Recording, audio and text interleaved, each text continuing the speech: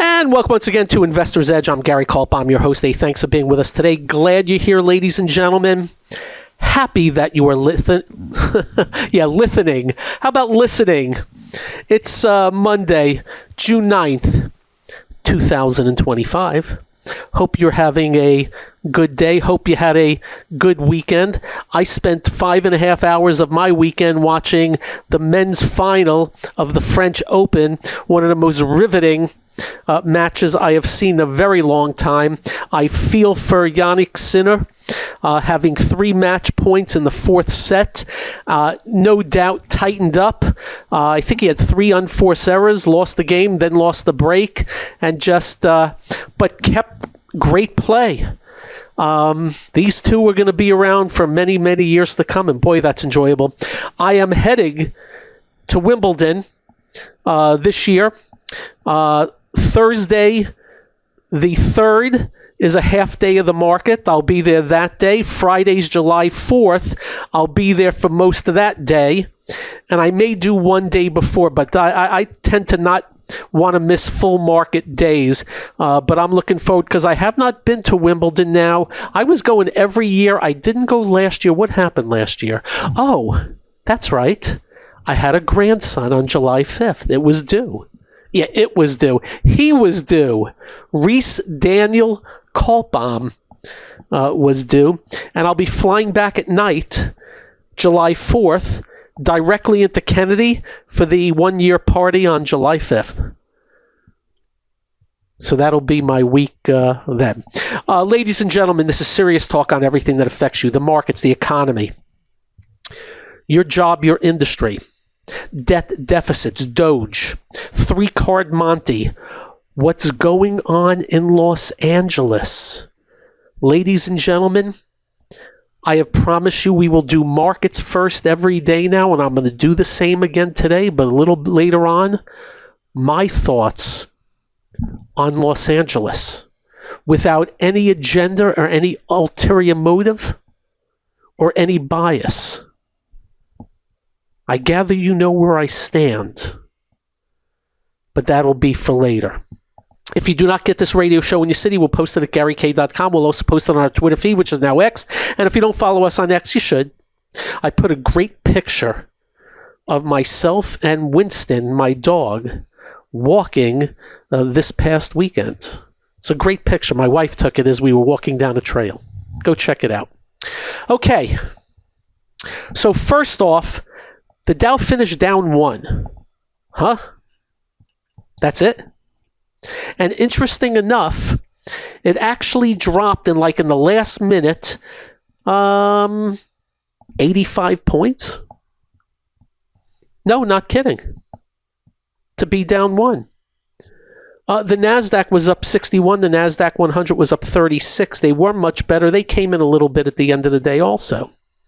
I didn't see what took the Dow down. It looks like just a little bit of everything today. The S&P was up 5. Transports were up 100. And the stocks, semiconductors, almost up 100. But a few things of note, and I hope you shall listen as we break down sector by sector and maybe some stock by stocks. Number 1. The Dow remains the weakest of the big 3, being the S&P and the NASDAQ. And the reason is United Health. United Health, simply put, is still down about 2,000 Dow points from just a bunch of weeks ago off of their news that's been going on.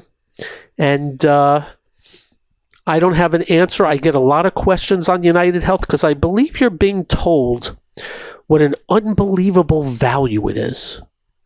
But I just want you to remember, when a stock gets cut in half, like United Health, and it's a well-known company, it usually is because the institutions know something's up.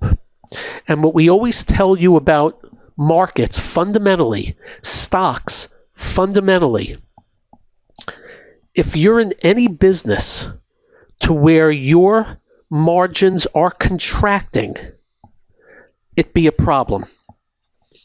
That's usually Not necessarily a death knell, but certainly some darn good headwinds for your stock. Margin expansion, good. Margin contraction, bad. And in the United Health case, as the story goes, and just remember, it all really started bubbling up because of that ass clown, Luigi, that people actually sent. Do you know, I'm pretty sure I read somewhere that a bunch of morons sent him like between $500,000 and $1 million for his defense. Imagine sending money to somebody in cold blood murdered a man in his back, shot him in the back, was a coward, wasn't even brave enough to stand them straight in the face. Well, he's going to be able to hang out in a 6x9 the rest of his life. But back on point, it really started bubbling up when that happened. And the story is that claims for United Health were denied at a much, much, much bigger rate than other companies in the same business. So it's a big look-see at the company, and that's what's going on. To what extent, we don't know. I do believe that we saw some big insider buying, about $30 million worth a few weeks ago by the CEO and the CFO. I think about $10 below here. It was a new CEO also, but let me repeat. Margin contraction. Thinking of margin contraction, guess what would have happened if President Trump didn't pause the tariffs? Margin contraction for the market, and that's why markets were crumbling. Just keep that in mind. If I can give you one of the most important fundamental thought processes on markets, it is just that. Margins expand, markets contract. That's all. Case closed. That's why inflation is bad for companies. If a Chipotle has to pay double for avocado for whatever reason, for their guac, either they eat it or they put it onto the customer who may or may not add guac. This is the fundamental story behind everything. With the cars coming from other countries and a 25% tariff on them now, I believe there still is. You catching the drift? So that's the story with United Health and the Dow. The S&P and the NASDAQ are pretty much, S&P finished at 6,005, the all-time high 6147, 2%. From the highs. The NASDAQ, 19,591, 20,002, 3%, maybe 3.5% from the highs. Market is stretched, it's extended. It's a little overbought here, but it's been persistent. Even though the Dow was down 1, advanced declines on the NYSE were 2-1 to the positive. On the NASDAQ, 26-16. Not bad. Next up, the Russell 2000, as we told you on Friday, broke above this little range of imports and had another decent day. It was better, but still finished at 2146. The breakout was between 2111 and 2115. As long as it stays above that, good. Break below, not so good. To be watched. Russell 2000. The semiconductors up 98 today, was up about 140. The little break above range was about 5,000, so we're about 2.5% above. As long as it stays above, good. A break back below, not so good. Notice we didn't say bad. It would just tuck its head in like a frightened turtle. That's all. The financials, acting okay. They were much better earlier today, and they sold them off at the close. I don't see it as a big deal, and I will tell you this much. If Goldman Sachs can break above 621, And JP Morgan break above 269.52. Write those numbers down. A break above that will be another stair step to the upside for those two very important names. And the strongest one is Bank of New York. BK is the symbol. A move above 90.63. That would take that to the yearly high. Up next, what else we seeing? What else we're seeing? Thanks for being here. I'm Gary. This is the one and only Investor's Edge. Welcome once again to Investor's Edge. Thanks for being with us today. Ooh, Sly Stone passes away at 82. He was from Sly and the Family Stone. They were big time many years ago. I believe late 60s, early 70s. And he dressed good, I must have to say. 82. By the way, my father's going to be 94 October 20th. 94. You know what he says to me now? Gary, my brain is 100%. My body's like 10. And that's what's been going on. He's totally with it. Has his faculties, the whole works. Everything. But the body... just rough go. Needs help. He has a walker, and before he can do it by himself, but now when I'm there, he says I'm holding on to him as he's walking. That's what 94. I have to tell you, and I'm sure a lot of you have felt the same way. I've never felt more important than taking care of my mom before she passed, and now my dad. I never felt more important. Life moves on. And the market moves on. And the radio show moves on. What else we want to tell you? Just things sticking out. Bitcoin. Back above. And we don't like getting too technical here. But back above an area of support that it broke on Thursday and got right back above, which poses the question, Gary, when you say a break of support, shouldn't that be important? Well, what do we tell you about breakouts to the upside? They have to stick. They have to stick. So if a stock keeps bumping up against $100 to the upside but can't get through, and then all of a sudden, boom, jumps up and it goes to 103. And then 4 days later, right back below 100. Well, that's a failed breakout. Well, there's also failed breakdowns. In the case of Bitcoin, it broke below a certain moving average. That's pretty important on Thursday. By the way, with volume. And now has been completely ignored and is right back above. And now it's back in what we call range bound going back to December. It closed at 85.66. I'm using the GBTC. That's an ETF. And it was 86.11 in December. We'll let you know if there's continuation. I'll give you another one. Palantir. On Thursday, got smoked. On heavy volume, broke that same moving average. On Friday, got a little bit back above, and today was up another 3%. A failed breakdown. And of course, in whippy markets, in crazy markets, they can break it down, break it back up, break it down, break it back up, and drive you up a wall. Welcome to my world sometimes. What else? Well, I wrote these things down early.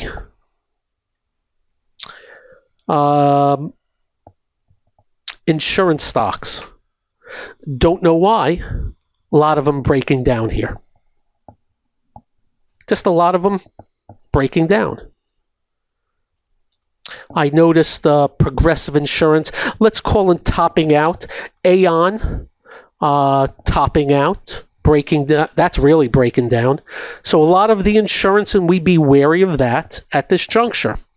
I also noticed some weird things like a downgrade of a stock like Intuitive Surgical and drops $50. Finished only down 31, but that's still a lot on just downgrades. Saw the hospital stocks break down today. They really smacked the hell out of those today. But not enough out there that's a big deal. On the other end, whatever's going on with platinum, uranium, and all that crap, they've been going vertical. There is talk of it's going to be needed for this, that, and the other thing. So if you have a chance, go look at PPLT, physical platinum bullion, vertical the last 4 days. And they gap them every day up or down. Don't know why.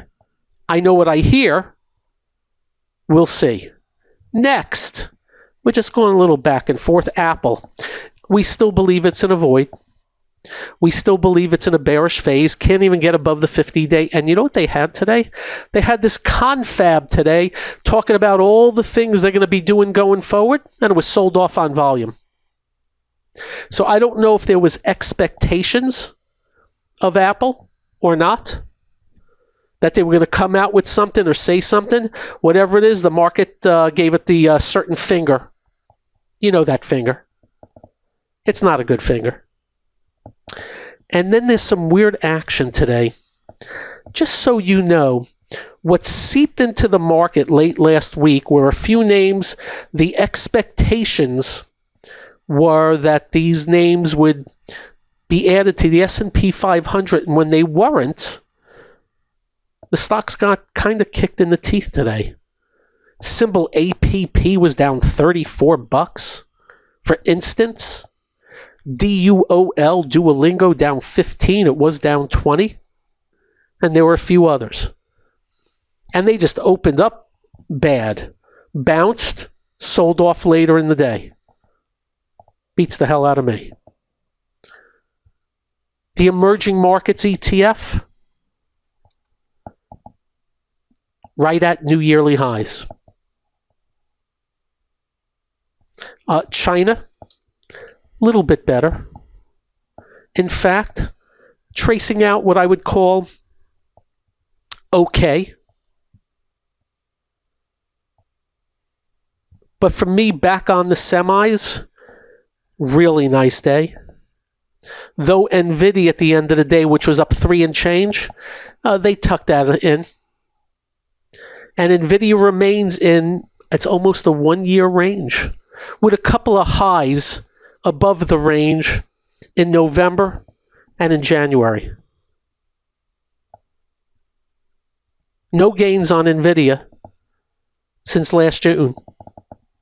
And still down about 7% from the highs in November and January. Decelerating earnings, decelerating sales. Do not forget that. But overall, the AI trade has been back on.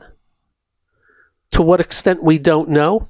That was after crashing from January off of that DeepSeek thingamabob. You remember that, right? Remember them when they told you, don't worry, everything's okay for a few days, and then it crashed? And they kept telling you everything would be okay, and it kept going down? Some names down 50 and 60%. There are some names that have come back all the way, but there's still plenty that are way, way down. Watch the market, kids, not opinion. Up next, we'll stick with the markets, and then I have lots to say on other stuff. I'm Gary. This is the one and only Investor's Edge. And welcome once again to Investor's Edge. Just letting you know, it's not often I buy restaurant stocks. But just letting you know, and we're not telling you to buy them, sell them, short them, or cover them. BJ's Restaurants broke out a few weeks ago and still hanging up there. Really no sales growth, but it's had a good move. Cheesecake Factory, really not a lot of big sales growth. Matter of fact, low single digits at a new yearly high. New yearly high. It is not back to its high of April of 21, though. I believe that was the all-time high. And to put it in perspective, no, I don't need to go. 2017, it's trading where it traded in 2017, if I got my bearings correct. Yeah, still 10% below 2017. When you have no growth, and by the way, the Bang Bang chicken and shrimp is so damn good there. Darden, new yearly high. Brinker International, getting close again to new yearly high after having a big run last year. Shake Shack, not at the new yearly high, but it's been coming on. Texas Roadhouse and Wingstop, really good recovery after being trashed. So just letting you know what's ever going on in the restaurant world, there's some things that are acting pretty decent. For the many that have said the economy's going in the crapper, I can pretty much almost guarantee you if we ever are in recession or going into recession, these stocks will be much lower by the time we find out. I want you to remember that. Muy importante. I've said it time and time and time again. The market is the greatest microscope of what's to come. And all this talk about recessions and depressions, ain't happening. I believe we'd have a deep recession if he didn't pause the tariffs. The market knew it. But as of now, no. We'll let you know. And by the way, that doesn't mean certain areas of the economy are in trouble. There is. And that doesn't mean there's some long-term issues. There is. We already know about how much debt there is with the consumer, but also the consumer is flush with assets, and the job market's still in decent shape. Those are the little restaurants for you. And of course, the banks are better and the semiconductors better, though still way off highs. Or not way off, but off enough. So in case you're thinking end of world, no. And what you do need to know, there are people out there that just sell that crap. You know the names that are calling for crashes and smashes and recessions and depressions. Hey, the head of the J.P. Morgan's coming out and said the bond market's going to hell in a handbasket. Well, I can promise you if the bond market goes into hell in a handbasket, the market's going to be a lot lower. But you know what? That hasn't happened. So we're not there yet. In the news, first things first, I don't like this. President Trump saying for every U.S. citizen born after December 31st, 2024 and before January 1st, 2029, the federal government make a one-time contribution of $1,000 into a tax-deferred account that will track the overall stock market. Why doesn't Gary like that? Because the president says the federal government will make a one-time contribution. No. The taxpayer is contributing. And there is already tax credits. There's already tax credits that parents get for children. We're running $2 trillion deficits. The big, beautiful bill guarantees more than $2 trillion deficits going further and farther out. And what does he do? He's going to hand out $1,000 to newborns on top of all that from us. And it's all going to be debt. I don't like this. I know. Sounds like this nice idea and everything.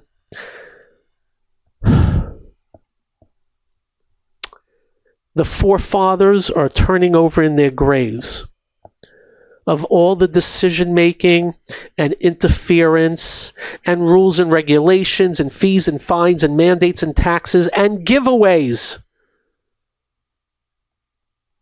And this is just another giveaway. And may I state for the record, all you peeps that say, oh, what a great thing because you love Trump, if it was Biden doing the same thing, you'd be wee-wing all over him. Right? Politics, ladies and gentlemen. Politics. The Sunday shows. Just a bunch of lion sacks. Both sides of the aisle. I saw Cory Booker. What is he, from New Jersey? He's all worried about the big, beautiful bill because of its debt. Do you think Cory Booker said a freaking thing about debt and deficits under Joe Biden? Not a freaking thing. These guys are such bullcrap artists, every single one of them. It's all my party. They don't give a crap about you or I. We're just nobodies. Unless we're about 6 months towards an election, then they kiss our arses. Cory Booker. Oh, the debt and deficits. Joe Biden set every frickin' track record, took every championship belt on debt, deficit spending, and giveaways by miles. But unfortunately, Trump's going to beat him too. And then you had the Speaker of the House, who said Congress is serious about addressing the debt situation. He said everyone here wants to reduce spending and return to kiss off. Aren't you sick of these people?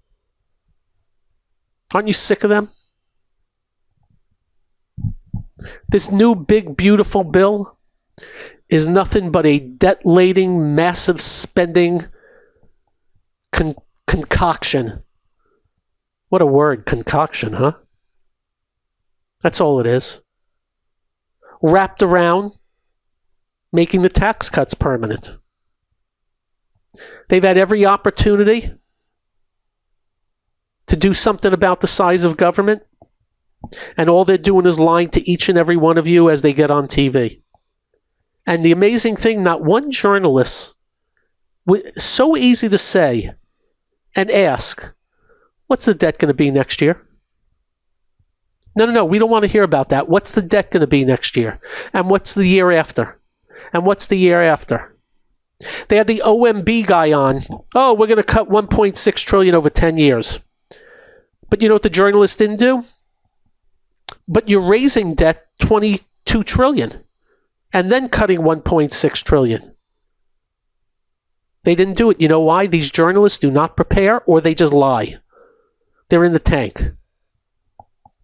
So just another nightmarish bill that's going to send us into $50 trillion of debt, if not more. And again, I repeat the same thing I've been saying for a very long time.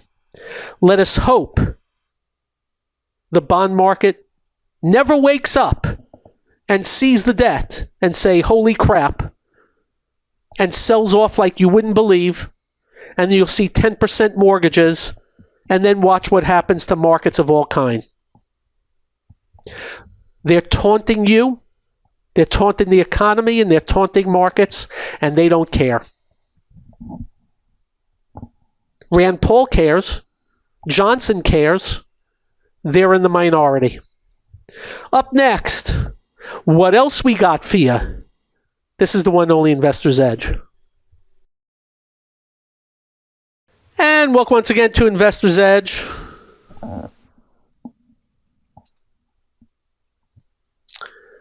If you notice on the markets, I have not been able to come on this show too often recently and say this is breaking down and that's breaking down. And just so you know, under no uncertain terms, when we tell you things are breaking down, they usually are. So just letting you know, because right now we're telling you, oh, the semiconductors broke above. Oh, the small caps broke above.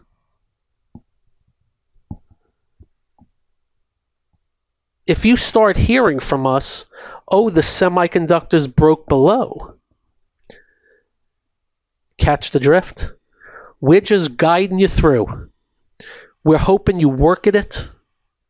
We're hoping you stay on top of it.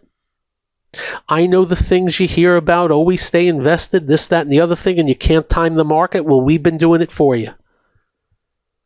Live.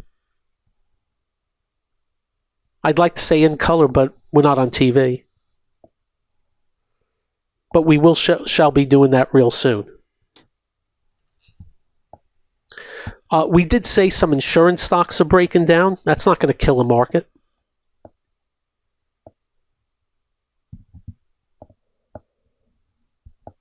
I can tell you the auto parts retail look like they're breaking down. That's not going to kill the market.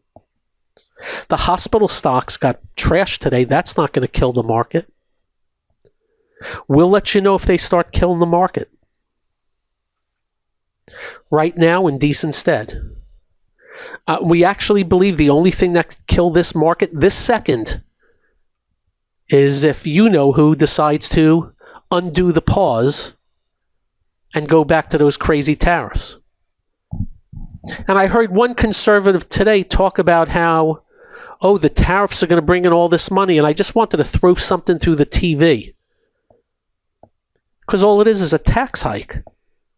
The money comes from us. Business and the consumer.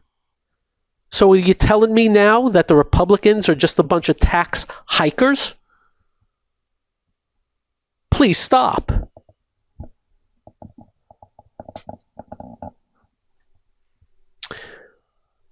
What does Los Angeles have to do with you and your money?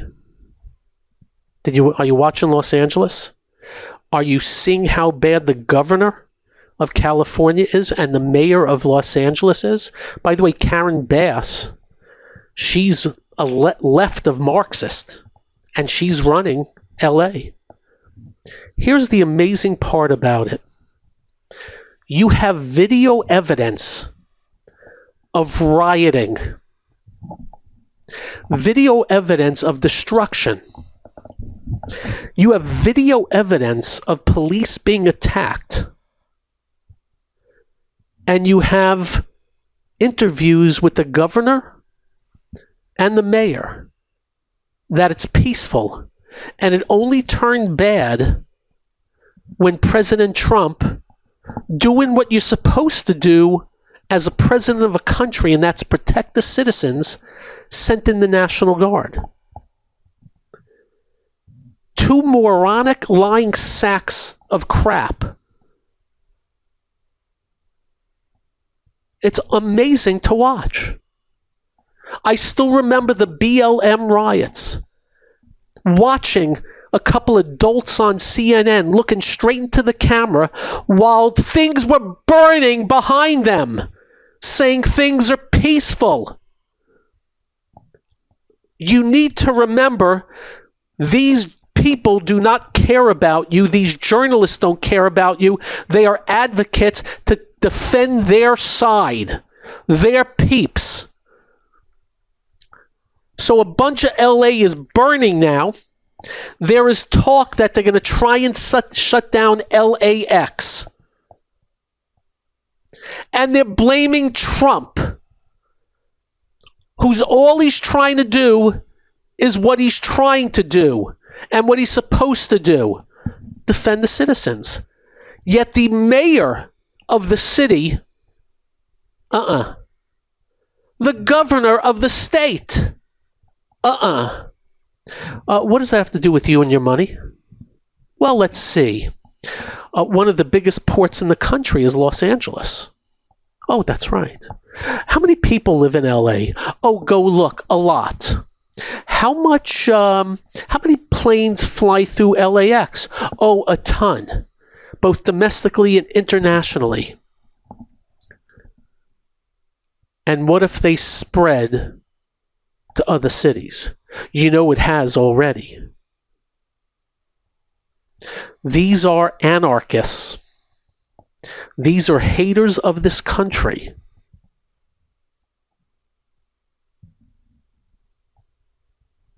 And they're being coddled while they destroy the city and merchandise and structures. They should impeach the mayor immediately. They should impeach the governor immediately. I don't even know if he can do that. I know that he can do recalls. And get two people in that care about the lawful citizens that could not even walk in those streets without being hurt or burned. Could not drive through those streets without being attacked.